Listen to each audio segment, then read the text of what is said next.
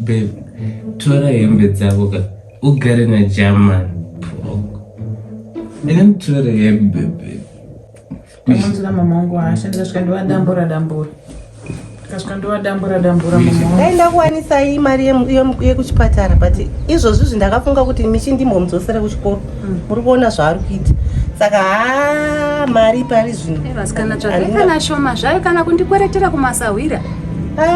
Imwe yandakatowedzera ndakatokwereta. Amusadaro vasikana saka vofirere kuchipatara kuti vangu. Aiwa asikana chimboyedzai kunzwisisa but mazuva ese kana ndinayo ndinokupa iwani. Vasikana zvakatomera ndichani. Amina ngida ngicho. Ikuti uyahlupa kabhadali futhi umama lo. Ngimphelekezelile khona. Sawira wako wari kuti havanawo. Asikana zvakati kusaka ndodi asikana. Mishi izvozvi zvari ndakangotenga uniform kana bhutsu dzechikoro hapana. Ari kungoenda netennis chairo. Mungapedzera fees yenyu pana Mishi here nezvinoita Mishi. Asikana ndogodiko ndokubereka kwacho. Hapana nezvemwana pai kuti ungondipa kuti bhudhi wangu vararame motoda tiite finara.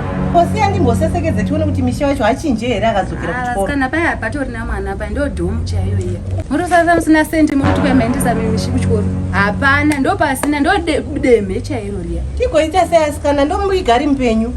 Kakuviga muviga asi kuti ungotaite chikorobhochi panopamba zvitori nani. Tiko Mishi. Mama, sunga ipapo mama. Sunga ipapo. Mwana wenyu uyu wakanadzai kuti mwana wenyu anodi mama. Uyanoita zvemadzi. Mama dzikai mama. Uri soba iri. Murundira. Murundira mama. Naiwe Unakuita ngozi nenimbo. Apa. Ndiyadole wini. Apa hapana nezvemwana shamara. Kwere ndosina iko naye mwaro. Ndobambe epaya. Aya. Hayi. Iwe vamunhu. Ndozvino. Naiwe. Muki. Mwana anopeka. Chigwiwe. Madhaxi zvai. Ndima imsapindire nyadza msina dziye. Inyarara na madai kumakwenda zvemadhaxi. Endai makwenyu. Kupi? Endai makwenyu. Oshaura mai vako. Ropera. Basa.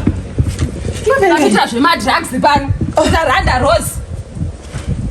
Ichi. Wewe mari yangu kai. Ezvo zvidandi pano zvina mavhudzi angu kudhara apa. Ndaita. Chigwiwe. Waenda kuchikoro here? Mama musandibvunze zvisina basa. Ndati mari yangu yakutambisa. Mama, musatange life yenyu iri perfect imi.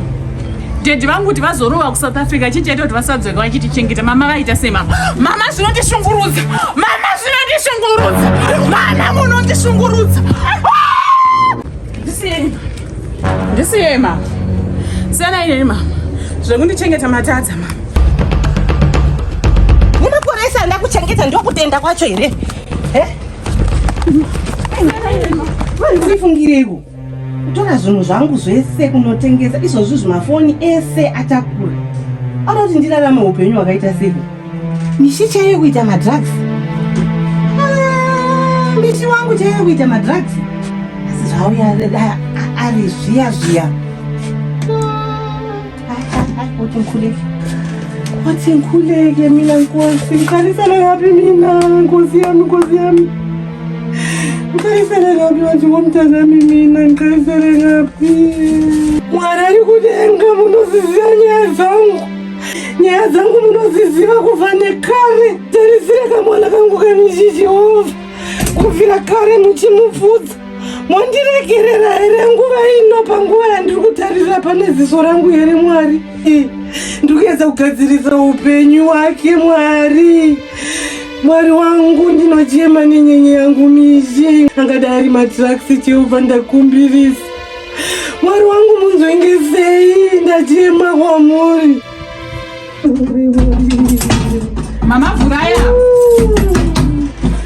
Mishi. Chiko Mishi. Chiko mwana. Wafungei mwana.